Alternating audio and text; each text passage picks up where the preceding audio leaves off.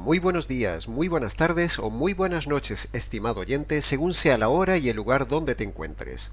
Les saluda y habla nuevamente Nikos Ricoy desde el Ministerio Tinajas, llenando a cada uno con el agua de la palabra. En el día de hoy, en todo el ambiente cristiano que nos rodea, uno de los temas más polémicos y discutidos en la teología bíblica es saber dos cuestiones. Si el Señor Jesús pasó haciendo el bien y nunca pecó, y si Él judicialmente no merecía morir, entonces tenemos dos preguntas. ¿Por qué tuvo que morir? ¿Y quién fue el que lo mató? Podría dar las respuestas ya, de forma concreta, pero quiero que antes vea el contexto y las razones que argumentamos para dar al final del videomensaje las dos respuestas.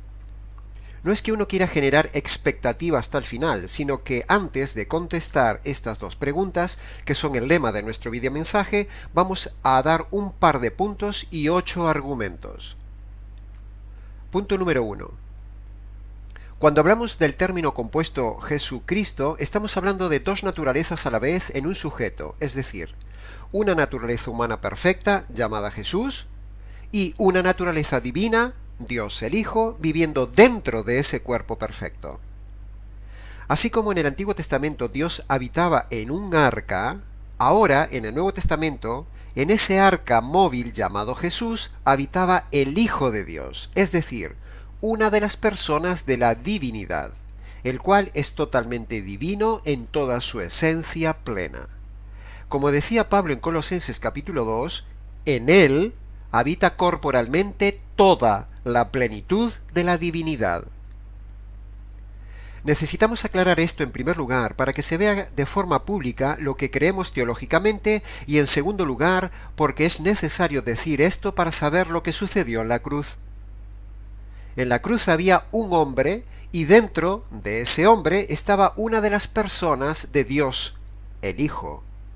Dicho básicamente esto, continuemos el viaje argumental hacia las respuestas de nuestra pregunta de hoy. ¿Por qué tenía que morir Jesús? ¿Y quién mató al Señor Jesucristo? Pero antes nos falta aclarar el segundo punto. Punto número 2. La Biblia dice y nos enseña muchas veces de forma inferencial las doctrinas que en ella hay, es decir, de forma deductiva o de forma indirecta. Por ejemplo, el caso más claro de esto es el tema de la pluralidad de Dios y el tema de la Trinidad de Dios, donde no se enseña de forma directa, sino de forma indirecta, es decir, de forma inferencial. Y así podríamos seguir con muchos temas de doctrina que se deducen solo por la ley hermenéutica de la inferencia, que nos enseña las verdades de la doctrina de forma indirecta. Jamás en la Biblia se dice claramente la Trinidad, sino que se infiere claramente. Jamás en la Biblia se dice claramente que Dios es plural y trino, sino que se infiere claramente que es plural y es trino. La ley hermenéutica de la inferencia es una importantísima ley universal de interpretación de cualquier tipo de textos, sean jurídicos, literarios o bíblicos. Por lo tanto, es muy importante, estimado oyente, comprender esto para responder correctamente a esta pregunta teológica de nuestro videomensaje de hoy, porque lo que vamos a concluir en este mensaje no se dice en la Biblia de forma directa en ningún versículo bíblico, sino que se dice de forma indirecta, es decir, de forma inferencial. Habiendo aclarado estos dos puntos que en el cuerpo Jesús vivía el Hijo de Dios, y que la Biblia dice algunos puntos de forma inferencial, vayamos entonces con los argumentos que nos permiten dar nuestras respuestas a las dos preguntas de este audiomensaje. Primera premisa. La Biblia entera declara que Dios es plural, y más concretamente Dios es trino, como ya hemos visto. Aunque este no es el lugar ni el momento de defender la doctrina de la Trinidad en la cual creemos, igualmente decimos que Dios es una familia. Está compuesta de 3 individuos y los 3 son de la misma naturaleza. Repito, Dios es una familia.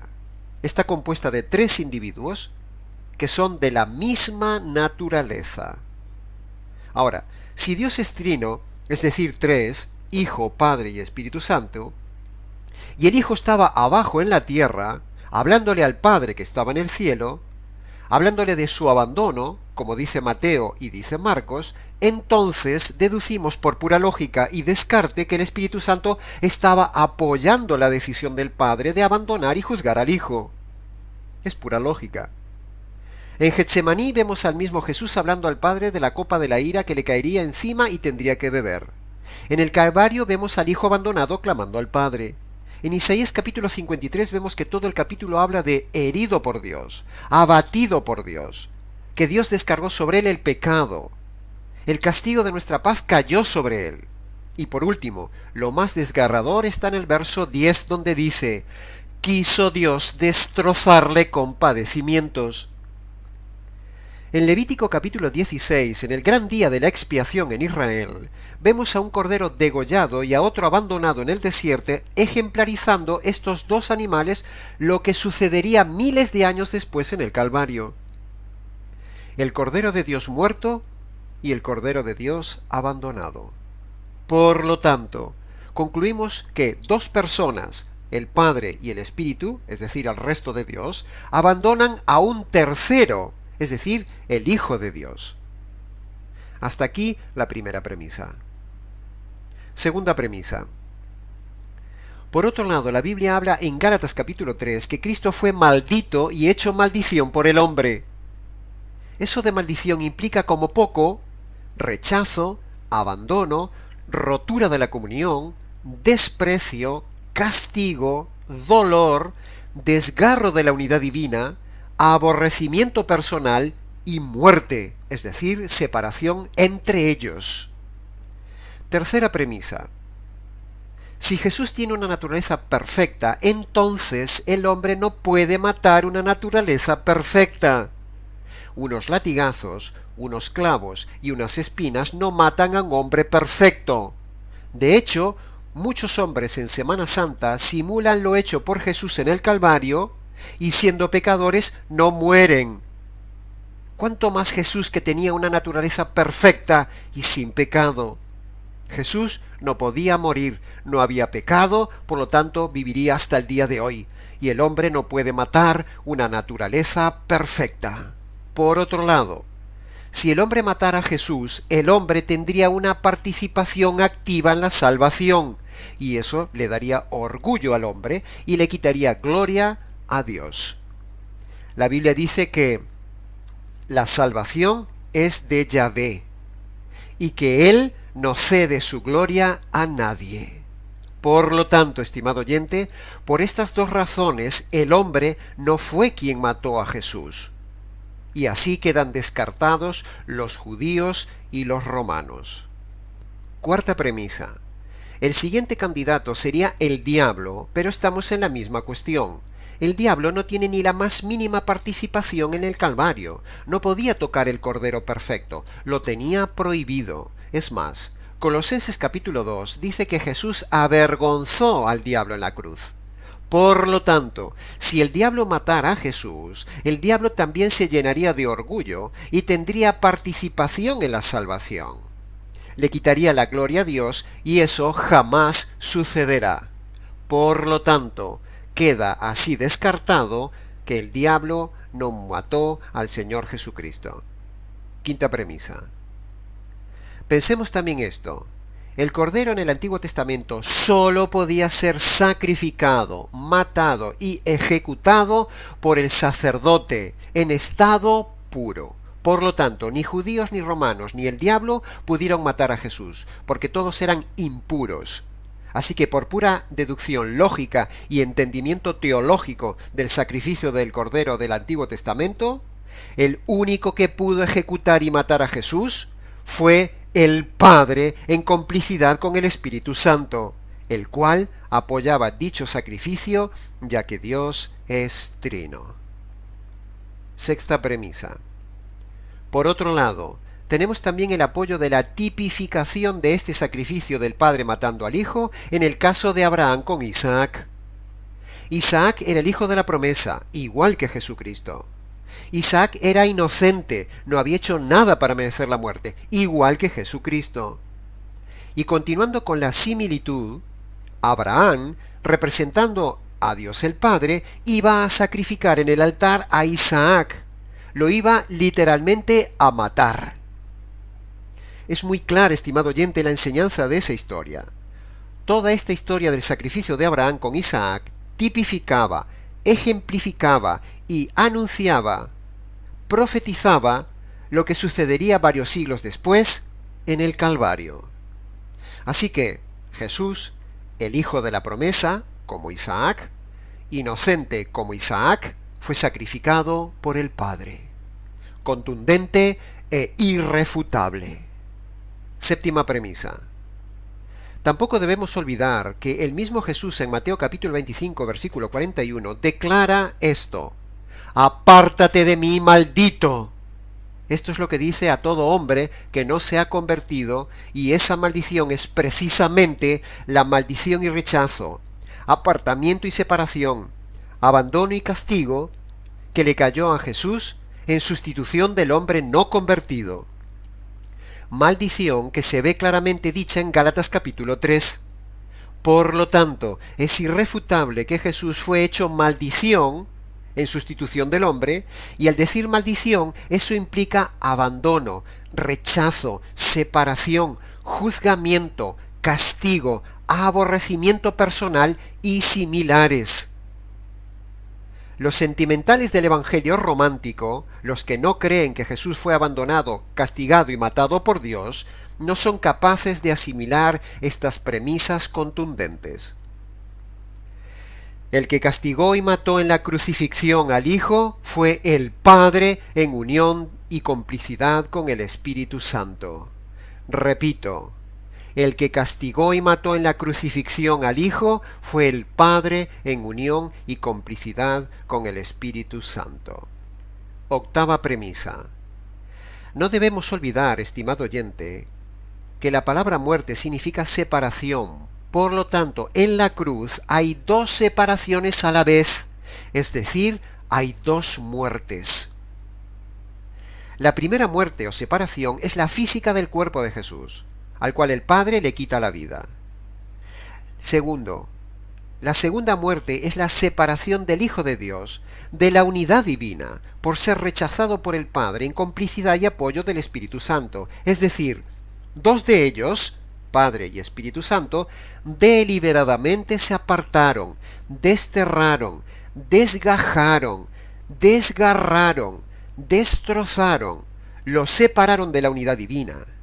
Cristo fue separado de la familia de Dios. Esta separación entre ellos se llama muerte espiritual, que es precisamente, estimado oyente, la muerte espiritual que vivirá el inconverso por toda la eternidad, apartado de la presencia de Dios, si no se convierte por medio del Evangelio.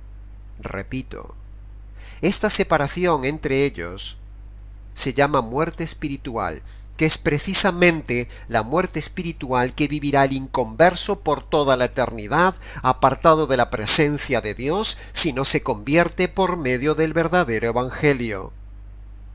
Por lo tanto, en Jesucristo hay dos muertes. La muerte física de Jesús, porque está escrito que la paga del pecado es la muerte física, y la muerte espiritual, es decir, la separación que vivió el Hijo respecto del Padre y del Espíritu Santo. Esta muerte espiritual del Hijo de Dios equivale a la muerte eterna o separación eterna de Dios, que es lo que le espera al hombre pecador.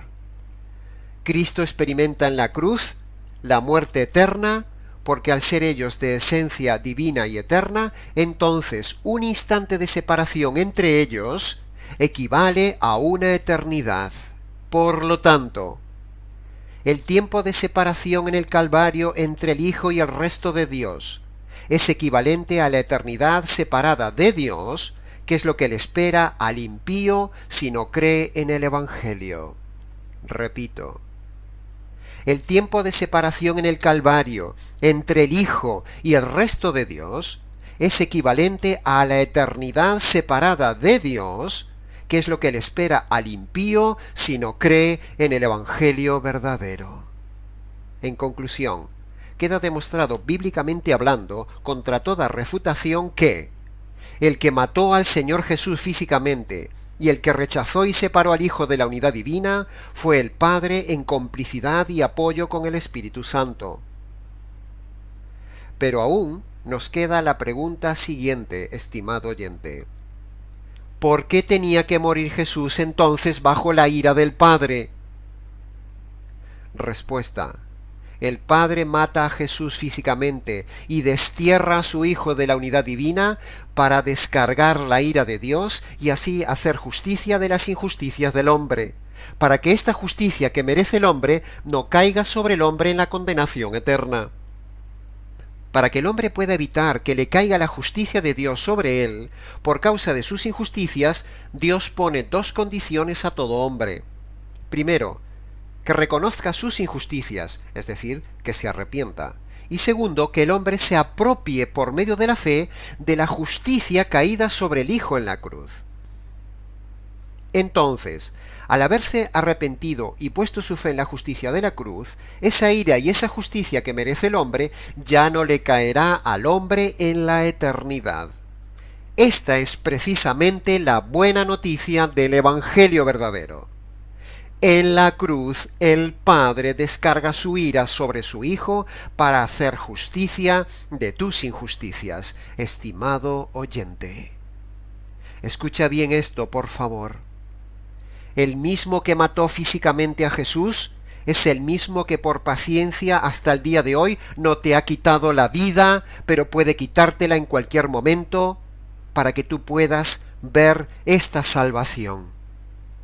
Y el mismo que desgarró al Hijo de la unidad divina es el mismo que puede abandonarte por toda la eternidad, desgarrado de la unidad divina, en compañía de los diablos para todos aquellos hombres que no se conviertan por medio del verdadero Evangelio.